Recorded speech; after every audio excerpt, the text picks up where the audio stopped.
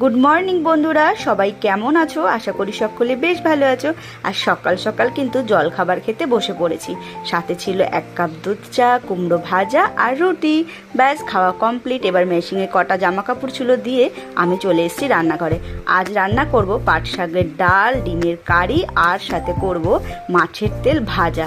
তো এই যে চটচট রান্নাও হয়ে গেল। এইবার আমার যেই কাজটা না করলেই না, এটা আমি রোজকারের কাজ, এটা হচ্ছে গাছে জল দেওয়া।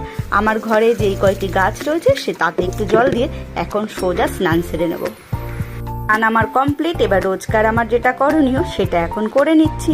আজ কিন্তু সকাল থেকে যতই ঘরে রান্না বান্না করি, কিন্তু খেতে যাব অন্য এক জায়গায়, যাব আমি বাপের বাড়ি খেতে। তো যাই হোক, এখানে সিঁদুর টুদুর পরে আমি তো একেবারে রেডি, চলে এসেছি বাপের বাড়ি। আজ মা করেছে ফ্রাইড রাইস আর চিকেন। সবার ফার্স্টে একটু গলাটা ভিজিয়ে নিয়ে খাওয়া দাওয়া শুরু করলাম। আজকের মতন এইটুকু, বাই বাই।